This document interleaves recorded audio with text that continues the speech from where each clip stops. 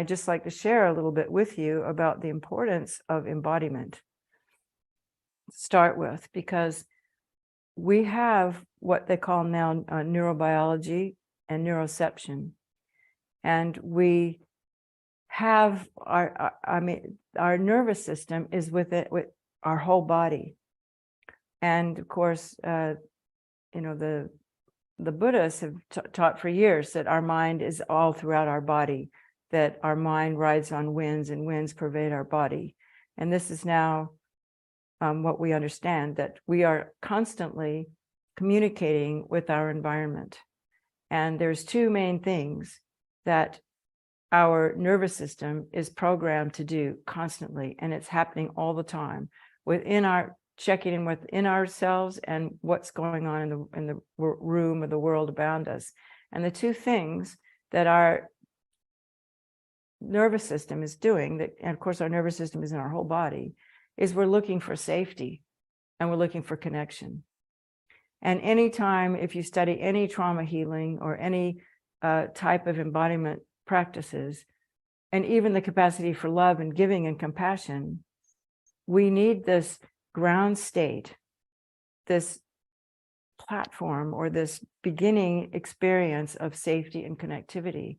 And of course, you can see in the world today that people are feeling less and less and less safe. And as people feel less and less safe, they're less and less embodied. And when we don't feel our bodies, it's a lot harder for us to feel this love and compassion, and also to be aware of what's happening in our minds. And of course, that's where the presence comes in later. Because when we can be embodied, then that allows us to generate love. And once we have this sense of love within ourselves, then we can be present and available to be aware of what we're saying and what we're doing and how we affect people. And on an unconscious level, everybody around us can feel safe and connected when we feel safe and connected, because that is what our bodies are constantly doing. This is what we're always, looking for it. So you can see then, if we can learn to feel safe and connected with our own selves, then everybody we meet and everybody that we work with, and I suppose it works on Zoom too, we allow them to be relaxed and feel safe, which allows them to be connected, which then allows them to be in their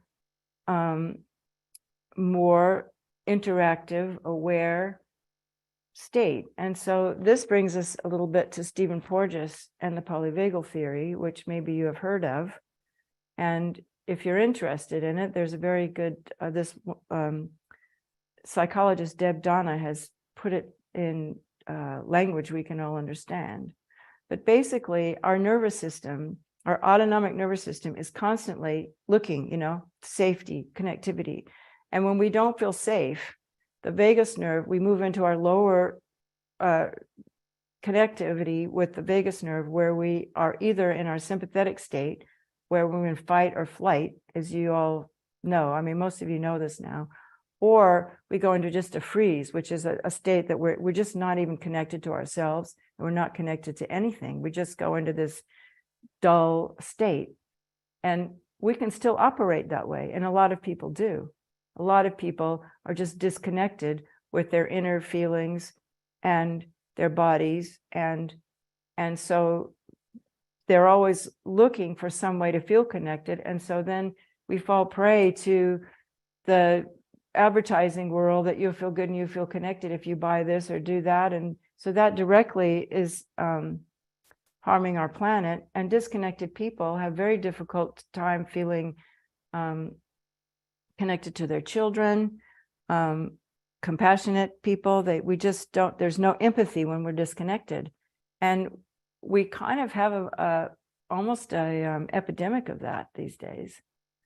And so what we can do with these embodiment and loving practices is reconnect the vagus nerve. So we're back up what they call the the ventral state, which is where we can feel connected and safe. And then we have access to our hearts and our wisdom and our care and our ability to respond, our ability to listen without being everything coming through this filter of fear.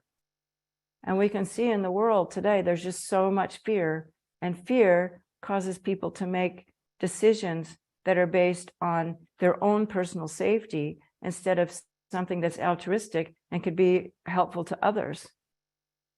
And so then this idea of embodiment becomes important, because as we learn to connect and feel our body feelings, this neuroception is the new word they call it, instead of perception, neuroception, which is working, beginning to understand how our own nervous system works, so that we can feel when we go from our calm, aware, loving, responsive, resonating ability to be with others and with ourselves into these sympathetic fear, flight, frozen states of mind.